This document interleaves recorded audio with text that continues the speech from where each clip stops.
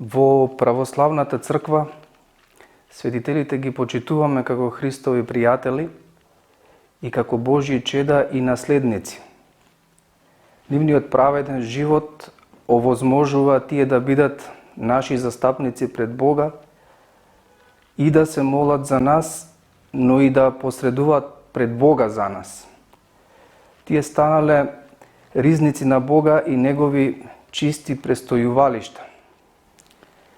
По нивниот императивен начин на постоење, согласно Божите заповеди, според нивната аскетска димензија, во нив е прекрасен Бог. И како што се вели во второто послание на светиот апостол Павле до Коринтијаните, ќе се вселам во нив и ќе одам меѓу нив, ќе им бидам Бог, а тие ќе бидат мој народ. Но светите не се надлуѓе, не се суперхуманс, не се уберменч според дефиницијата на авторитетите на филозофијата. Туку тие се совршени Божји луѓе кои со подвигот на Божјата благодат постигнале обожение. Тие ја зачувале незаматена сличноста со Божјата икона и со својата слободна волја и преку соработката со Бога станале, колку што е тоа можно, подобни, односно слични на Него. Светите може да бидат локално почитувани, но со нивната духовна природа тие секогаш се и универзални. Тие му припаѓаат на човештвото и се заштитници на човечкиот род. Светителите имаат вистинско човекопознание и ја познаваат величината на тешкотиите и искушенијата на тесниот христијански пат. Тие помагаат и доаѓаат на помош, а во истовремено и ги пренесуваат пред Бога нашите молитви и со својата светост се пример.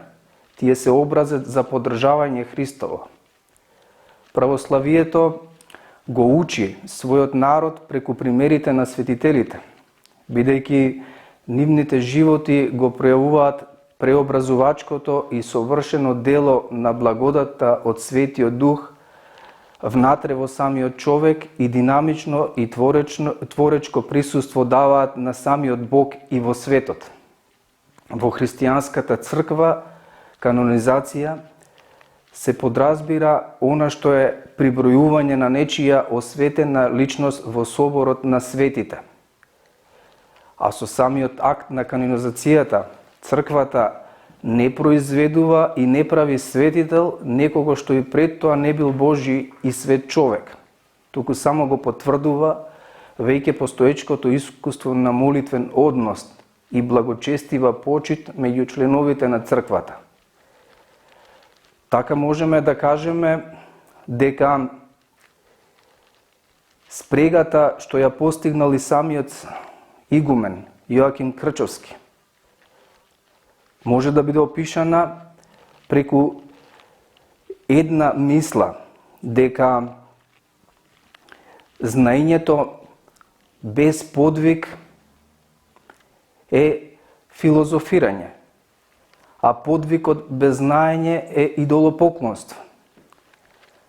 Така и игуменот Јоаким Крчовски и живеел, и проповедал, и учителствувал, и просветувал, и богослужал, и бил богоугоден подвижник на самиот премин меѓу 18 и 19 век. А споменот и славата на неговиот свет живот општонародно се почитува и денес. Меѓу другото, тој е автор и на првата книга на народен македонски јазик која била отпечатена во 1814 година. Книгите на Јоаким Крчовски се пишувани на јазик разбирлив за секој христијанин и затоа имале важна улога во верското и во моралното просветување. Светиот синод на Македонската православна црква, Охридската архиепископија, откако се увери дека постои цврста основа за прибројување на овој подвижник, на игуменот Јоаким Крчовски во соборот на светите, одлучи тој да биде запишан во диптихот на светите, кои се празнуваат во нашата помесна црква.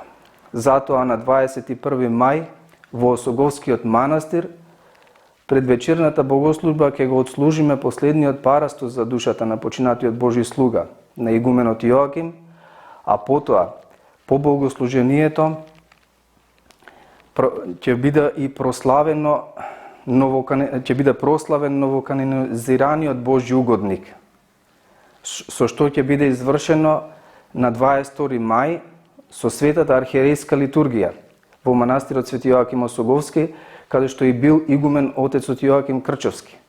Ке се молиме на преподобниот отец Јоаким Крчовски, освен како на Божи слуга, исто така и како на близок Божи пријател, да го моли Бога за нас и за нашиот христолюбив народ.